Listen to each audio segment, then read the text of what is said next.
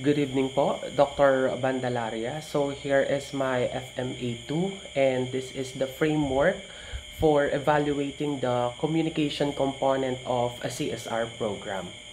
So creating a framework for evaluating the communication component of a corporate social responsibility program involves establishing clear criteria for assessing the effectiveness, reach, impact, and alignment of communication strategies with program objectives. So here is the detailed framework that can be used to evaluate the communication component of a CSR program. The number one is objectives of communication, and under that, we have goal clarity and alignment. So we have to assess whether the communication objectives are clear, specific, and aligned with the overall CSR's goal. We should also determine if communication strategies effectively promote the CSR program's mission and vision. And we should also evaluate how communication activities support the larger corporate goals such as sustainability, community engagement, and brand reputation. So there are key questions to ask. First one is, are the communication objectives aligned with the CSR program's goal? And the next one is, do the communication activities clarify the program's impact on stakeholders? The next one after objectives will be audience identification and engagement. And under that is the target audience segmentation. So we have to review how well the communication strategy identifies and segments key audiences such as internal stakeholders, local communities, media, customers, and government.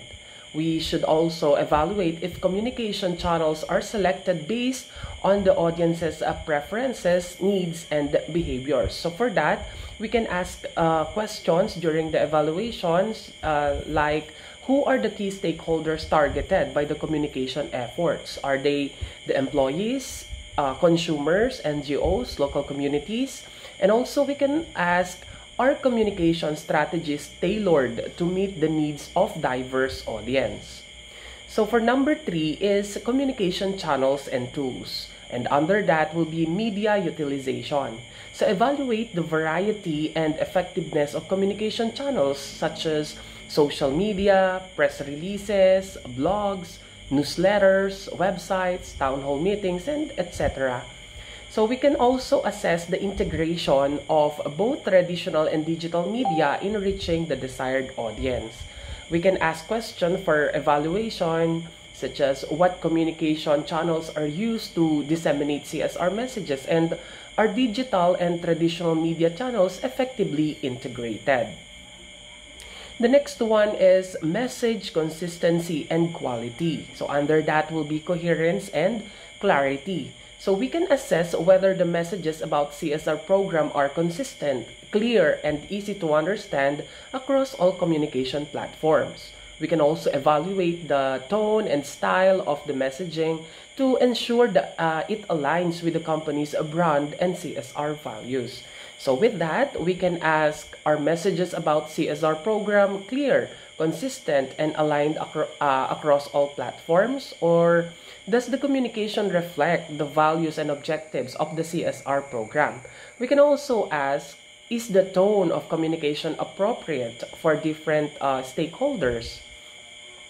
Next will be the impact measurement and feedback. And under that, we have impact assessment.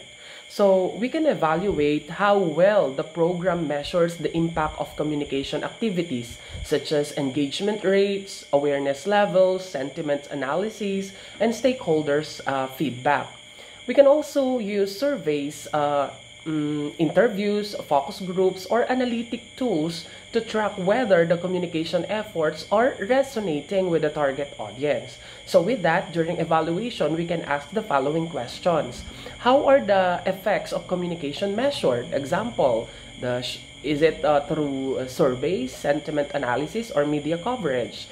We can also ask, is there evidence that communication has increased stakeholders' awareness or engagement? Or what feedback have stakeholders provided about the communication efforts? Next to that is communication strategy adaptation. So under that will be flexibility and responsiveness. So we can review how communication strategy adapts based on feedback, changing stakeholder needs, or shifting CSR objectives. We can also evaluate if communication strategies are continuously updated to reflect the evolving nature of the CSR program. So with that, during the evaluation, we can ask the following question. So is the communication strategy adaptable to changes in stakeholder needs or program goals? And how frequently are communication materials and strategies updated? And is there a mechanism to adjust communication efforts based on feedback or changing circumstances? Next to that will be the brand alignment and reputation management. So under that will be the corporate image and trust. So we can assess how well the CSR communication aligns with the company's broader brand image and its reputation management strategy. And we can also evaluate if communication helps to build trust with external stakeholders and strengthen relationship with internal audiences. So with that, during evaluation, we can ask the following questions. So first will be, how well does CSR communication reinforce the company's brand values? And does the communication help enhance the company's public image and reputation? And also, are stakeholders trusting the company's CSR efforts based on the communication or communicated messages? For number 8, we have budget and resource allocation. Of course, we also have to evaluate that other than audit. Under that will be the cost efficiency. So we have to review the resources, the financial and human, of course, allocated for the communication component of CSR program. Also, we can assess if the budget allocation for communication activities aligns with the program's goal and if the resources are being utilized efficiently. So during the evaluation, we can ask, are the resources allocated for communication activities sufficient and appropriately distributed? And does the communication program provide a good return on investment in terms of engagement and impact? And of course, how cost-effective are the communication efforts in reaching the target audience? For number 9, we should also evaluate the long-term sustainability and legacy. And under that, we have ongoing communication and program evolution. So we have to evaluate how communication contributes to the long-term sustainability of the CSR program. And we should also assess whether communication efforts help create a lasting legacy, ensuring that CSR efforts remain visible and impactful over time. So we can ask the following question during the evaluation. So first one is there a plan for continuous communication and engagement after the program's initial phase? Of course, we are looking for its continuity. And the other question would be, are CSR messages evolving to reflect the ongoing impact and future goals of the program? And we can also ask, how does the communication strategy help ensure the program's sustainability and long-term success?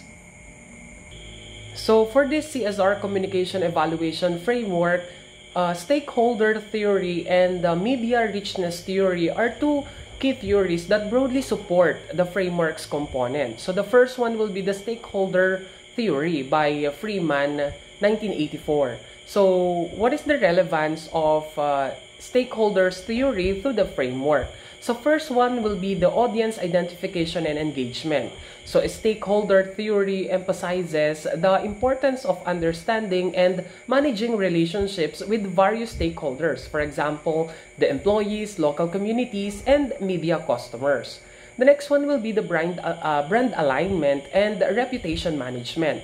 So according to stakeholder theory, a company's reputation is built on its ability to meet the stakeholders' expectations. So effective CSR communication helps maintain and strengthen relationships with key stakeholders, ensuring the company is viewed positively.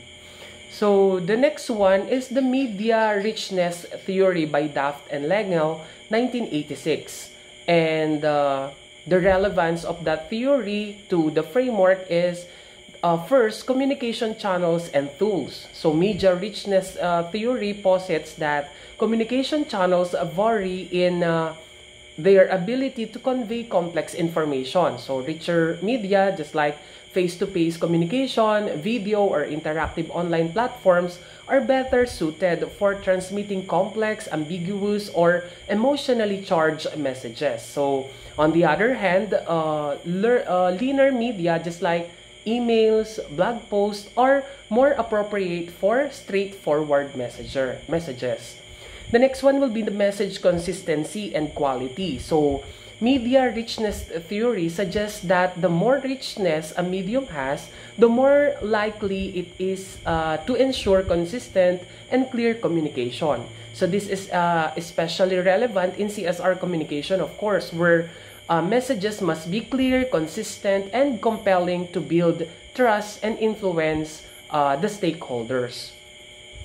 So, stakeholder theory helps guide the identification and engagement of key audiences in CSR communication, ensuring that strategies are responsive to stakeholder needs and help manage relationships for long-term impact, while media richness theory underpins the selection of communication channels, ensuring that CSR messages are communicated through the most effective mediums based on the message complexity and audience needs.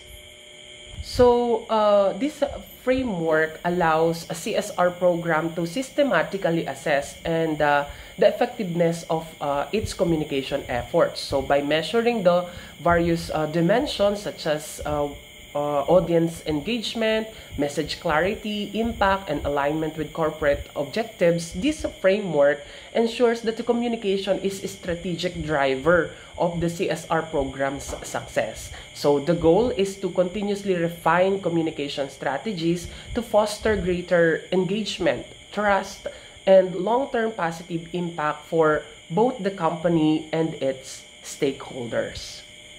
Thank you very much, and this is my FMA2.